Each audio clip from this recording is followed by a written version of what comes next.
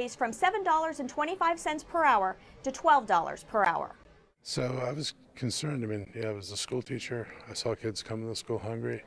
I saw, parents unable to be secure about being able to keep a roof over their head, people out working multiple jobs just to try to make ends meet. And it seemed to me that we really ought to raise the minimum wage. Elridge says the county needs to be proactive in helping its residents earn enough money to have basic services. By raising the minimum wage, he says those folks living close to poverty have a better chance of becoming self-sufficient. Montgomery County spends a lot of money on social services. Social services are a transfer to help people sustain themselves because they don't earn enough money. So we're feeding kids in school, we're providing housing subsidies, we're operating healthcare clinics, all because people don't earn wages that allow them to do this. So basically what companies have been able to do is offload the cost of a living wage onto the public. And because we're Montgomery County and we're decent people and we're not going to watch people be hungry, sick, and without health care, we pick up the tab. But we really shouldn't have to pick up the tab. Montgomery County Executive Ike Leggett has announced the expansion of the county's nationally recognized recycling program. What that means is that residents can now drop off a variety of newly added household items for recycling at the solid waste processing facility and transfer station. Included among the many bulk plastic items that can now be recycled are laundry baskets, dish strainers, toys, lawn furniture, waste baskets, clothes hangers, tote boxes, crates, large buckets, pet carriers, and garbage cans. Montgomery County now is the leader in the state of Maryland in terms of recycling. It is also the leader in diversion of material that goes into our waste stream. I set a new goal. That goal is of, by 2020, of 70%. And that's a fairly ambitious goal, but one that I think is achievable.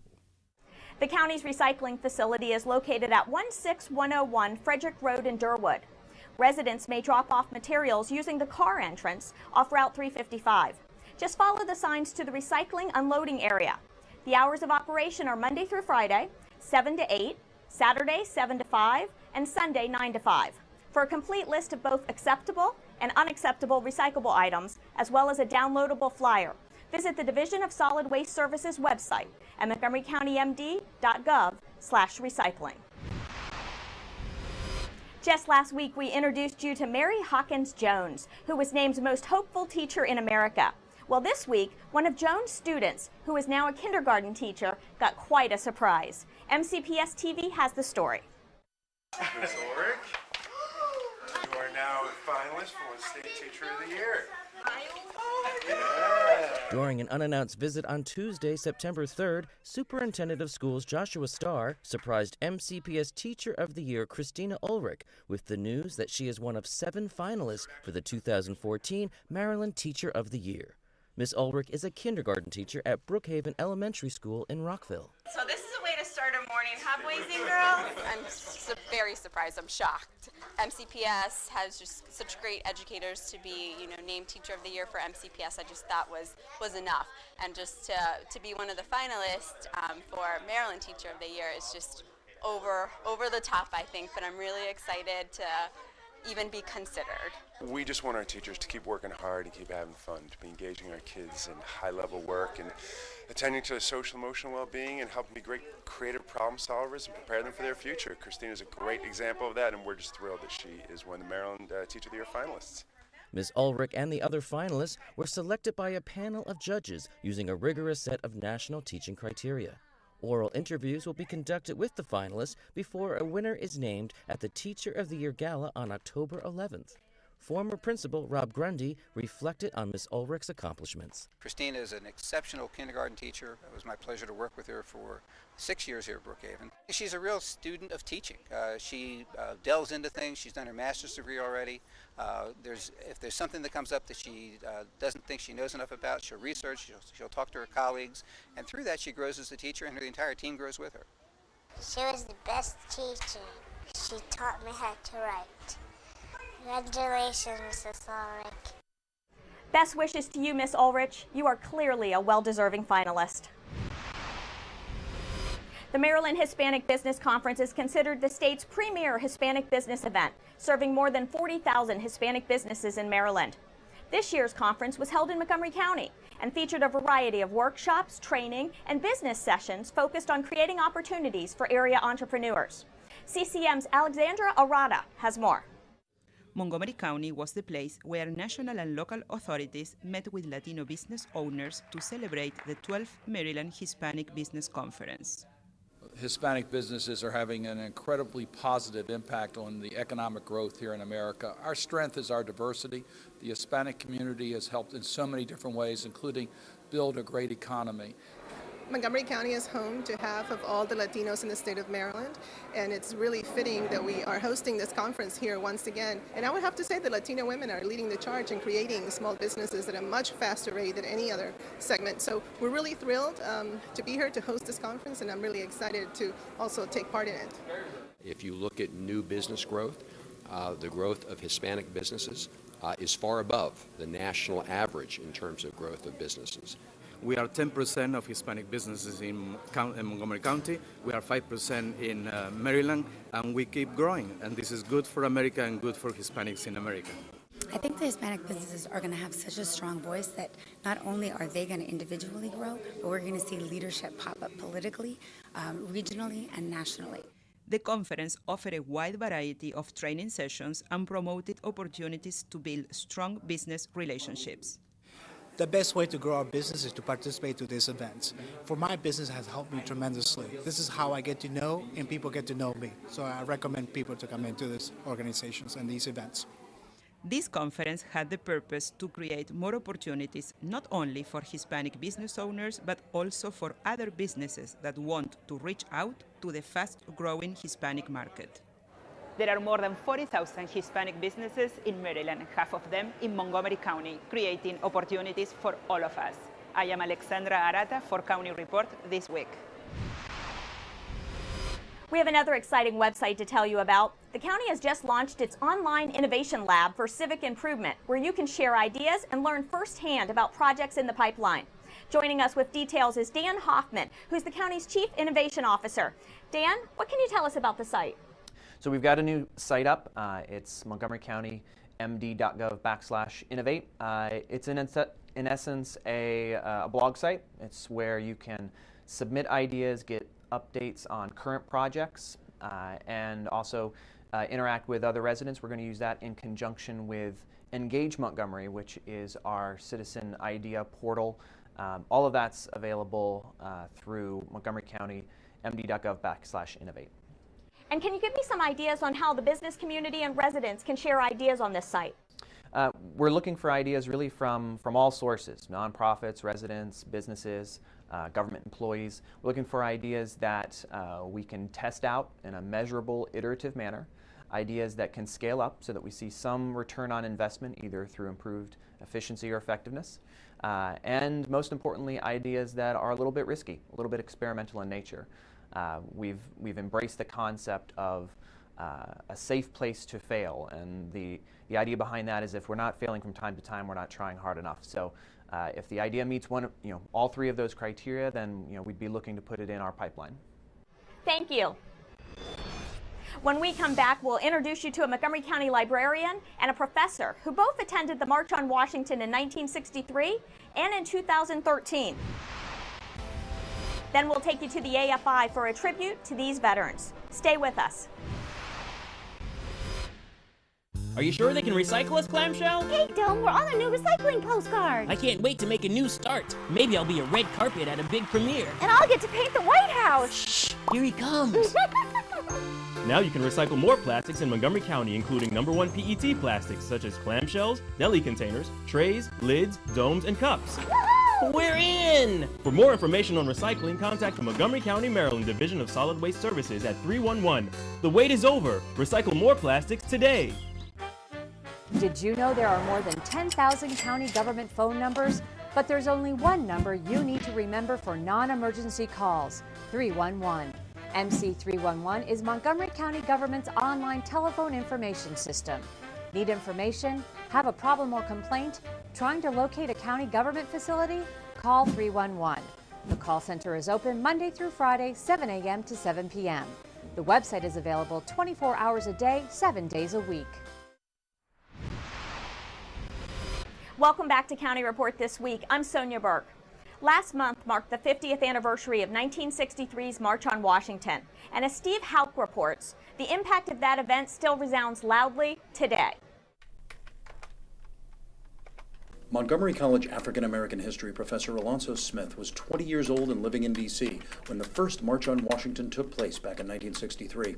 He's acutely aware of the march's huge importance in the history of civil rights. 1963 was a really kind of a turning point year in the whole civil rights movement, because it really marked a time when the civil rights movement was really thrust into national prominence. Susan Andrews, a retired Montgomery County librarian who attended last week's 50th anniversary celebration of the march, participated in the 1963 march, also as a 20-year-old D.C. college student.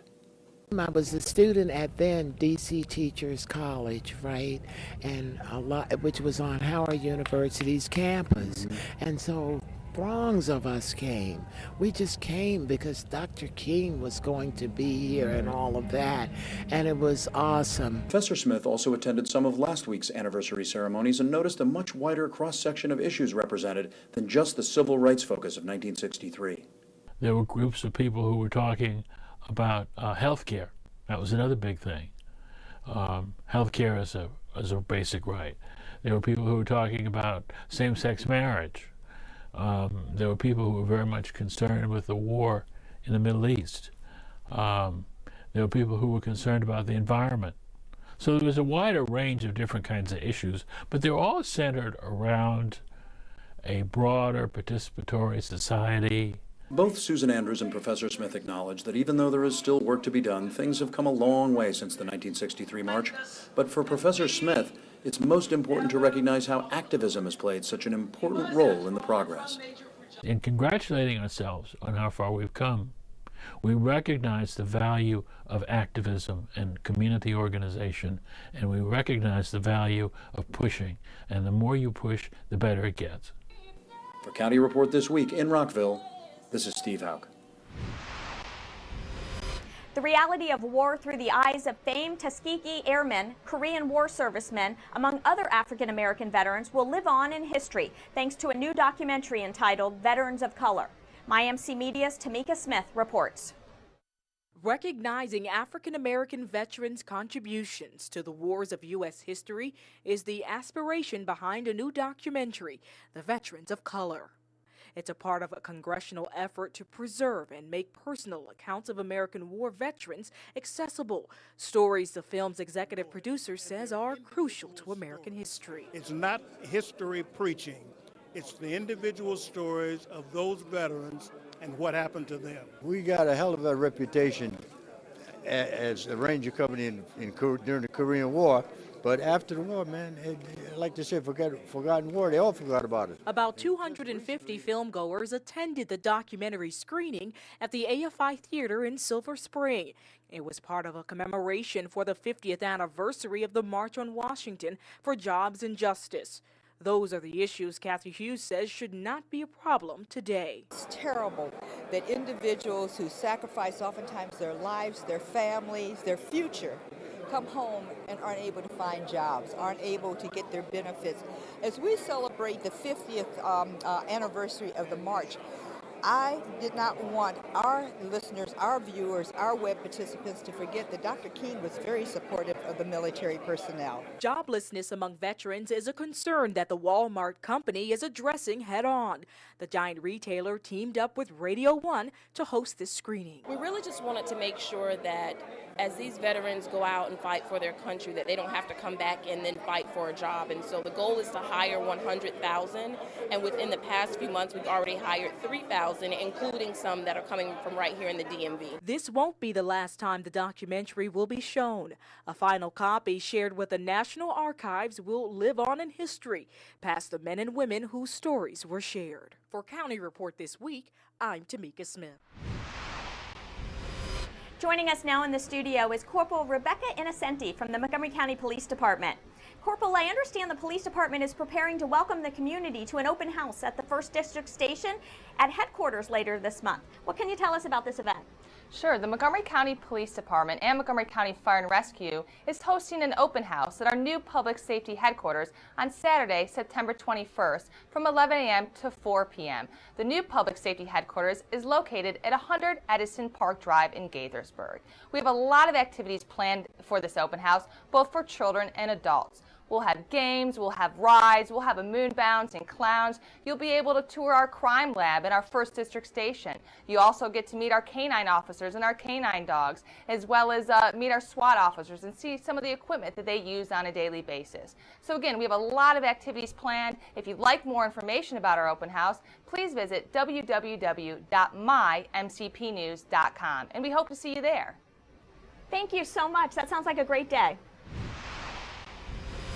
These tough economic times have brought out the best in lots of citizens who are willing to lend an extra hand for nothing in return.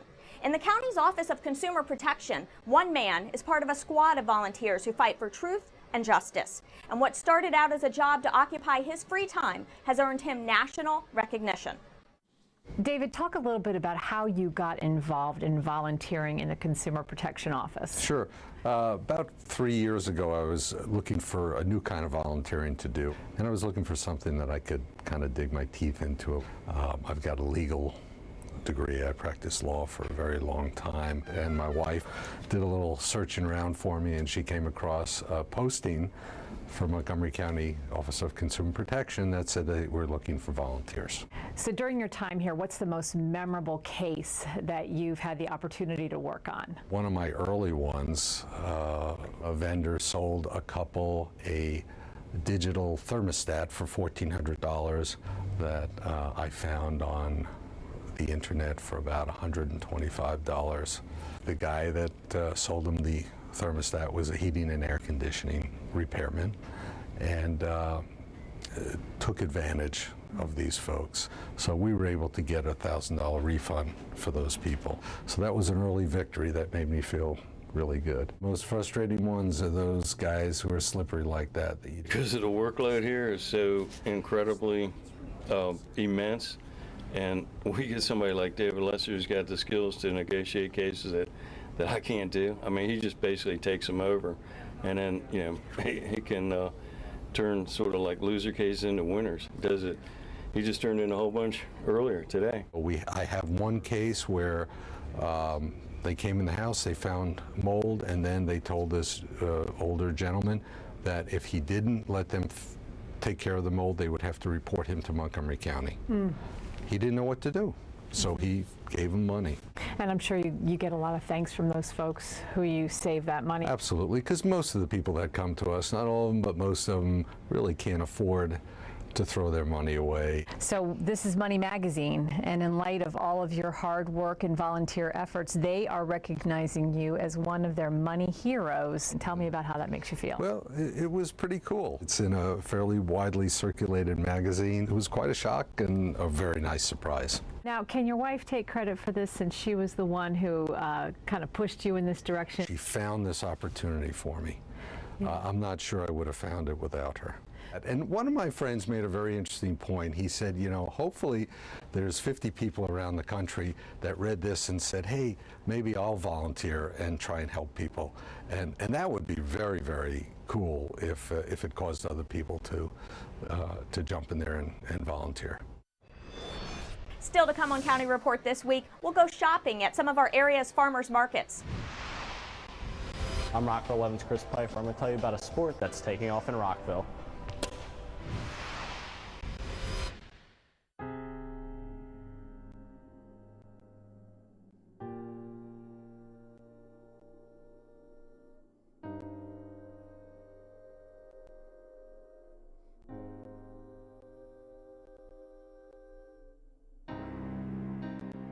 There's a reason why area law enforcement are out enforcing pedestrian and traffic safety laws and preventing killer pedestrian crashes. Be alert. Be street smart. So, I'm kind of new here, but I've noticed a trend. My human does this funny thing where she goes around and gets all my toys, and then she hides them in that basket by the door. You know, but it's always the same basket, and it's always in the same place. And then she acts so surprised when I find them, but, you know, she's putting them in the same basket. Again. It's like, hello? That's where you put it last time. You were the worst at hide and go seek. I see it! I see it! There are some moments only the forest can inspire. Find yours at discovertheforest.org. Welcome back to County Report This Week. I'm Sonia Burke.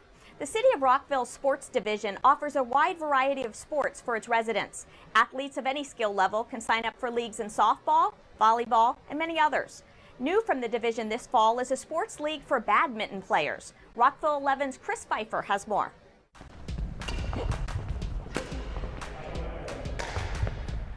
So Rockville started a badminton league. Basically what happened was I played a lot of badminton when I was back in England, and I went to a drop-in program over at Thomas Farm, and they had like 40 or 50 people waiting to play on 3 courts. And then I hear it's the same at Twinbrook Community Centre. There just seems to be this big buzz about the sport of badminton. Badminton is a sport in which many characteristics can be displayed, such as courtesy, friendly but unyielding competitiveness. Badminton is a sport in which age is no barrier, therefore men, women, and children have fun playing vigorously, learn to cooperate with those of less ability, learn to lose gracefully, and even more importantly, learn to win graciously. Everybody in the U.S. think about it's a backyard sport. Actually, it's more than that. Right now, it's an Olympic sport. You know, so many countries participate, everybody playing. So it's a pretty popular sport. Well, it's like any activity. The more you sit on the sideline, the more intimidating it becomes. Like riding, you just have to get on the horse. Or like swimming, you just have to get in the water. For badminton, you can join in the drop-in sessions around the city of Rockville, and that welcomes all levels, beginning included. I can tell you it's a lot harder than it looks, but badminton is just one more sport the Rockville Sports program can add to its arsenal. You know, there's so many different abilities that can enjoy the sport of badminton. We're trying to enhance that and incorporate all that and give everybody the opportunity to play badminton in a structured league. Actually, this is the first time they're trying to organize a badminton league. We have it in California or the other state, but we never had it in this area. So we're pretty excited about this league. So it's the first time around here. We're trying to just give everybody the opportunity to find their niche. Not everybody likes playing one type of sport, and so by bolting on as many different sports for adults and youth, we're giving the whole community the opportunity to participate. For information on league play, contact the sports division at 240-314-8620. September is Library Card Sign-Up Month, and Montgomery County Public Libraries encourage residents of all ages who don't have a card to stop by any library branch and sign up. Residents can also sign up at any one of the upcoming outreach events. As part of Library Card Month, Montgomery County Public Libraries are inviting residents to submit photos of either themselves with their library cards or just their library cards. On Twitter, tweet the picture with #LibraryCard and @MCPL_libraries. Or on MCPL's Facebook page, send the photo in a message. Each week during the summer and fall, the City of Rockville hosts 2 farmers markets that draw crowds of new and regular customers in search of farm fresh fruits, vegetables, flowers, and more. Rockville 11 has the story.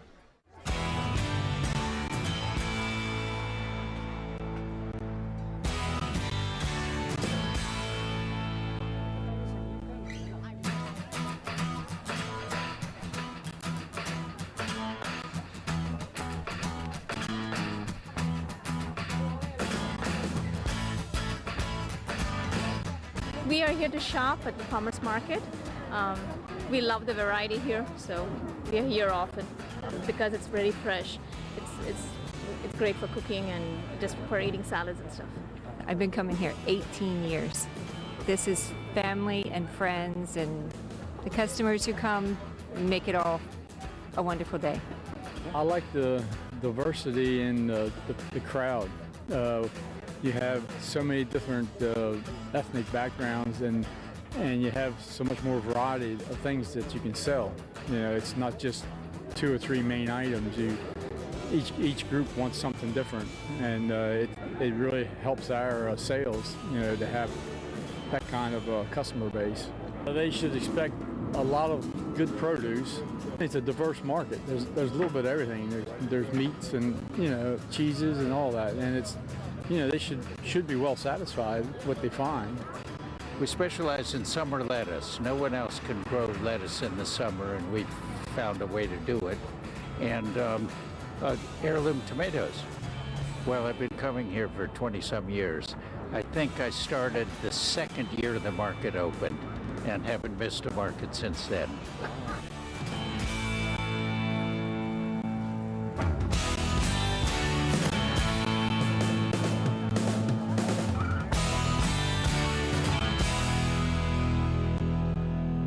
My favorite food is watermelon.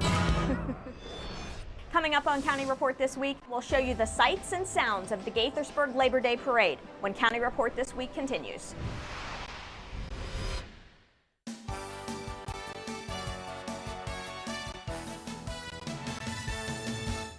Register now for fall semester classes at Montgomery College. There are plenty of classes to choose from. Register in person at any of our 3 campuses or online anytime, 24 hours a day. A grant from Wells Fargo will support MC's new entrepreneurship program for military vets. The grant makes it possible for 20 vets to develop their ideas for new businesses in the Kauffman Fast Track New Venture for Veteran Entrepreneur program offered by MC's Workforce Development and Continuing Education Department. Sign up for Montgomery College Alert today. Receive college closing, delay, and emergency information via text message and email. The service also sends important information about Montgomery County weather and traffic events. As a precautionary measure and in response to the spread of the dog flu in Montgomery County, the county's recreation department has canceled its popular Pooch Pool Party scheduled for September 7th and 8th. While Animal Service Division officials confirmed there have been cases of the canine flu in the county, they believe that with precautions, such as dog owners limiting contact with dogs other than their own, the spread of the virus can be minimized. County officials recommend that dog owners contact their veterinarians with any concerns or questions. The Centers for Disease Control and Protection indicates that this virus is not a threat to humans. The symptoms of this illness in dogs are cough, runny nose, and fever. However, a small proportion of dogs can develop severe disease. For more information about the virus, visit the CDC's website. Finally, the city of Gaithersburg celebrated Labor Day with its 75th annual parade. Thousands of people lined the streets for this popular event that features dance groups, antique cars, fire trucks, high school marching bands, equestrian units, community groups, politicians. Well, you get the idea. I love seeing the crowd come out and to know that we're the largest parade in Montgomery County. This year's parade was dedicated to the law enforcement community, and Kentland's resident Gil Price, who is chair of the Gaithersburg Police Foundation, served as the parade's grand marshal. This was really very flattering, and it's something that I'll never forget. It was interesting to me to see how many kids there were along the parade line and how people just kind of would applaud and say thank you for being the grand marshal, and I wanted to thank them for just being here and and their sort of their patriotic support of the parade. Here's another fun fact. Organizers tell us that over the 75 years the city has hosted the Labor Day Parade, it has never rained out. As you can see, the sun was certainly shining down on the event this year. Well, that does it for this edition of County Report this week. Remember, we want to hear from you, and we invite you to join the opinion forum at engage.montgomerycountymd.gov. We'd also like you to like us on Facebook. Join us again at this time every week for a look at what's going on inside Montgomery County. I'm Sonia Burke. Thank you for watching.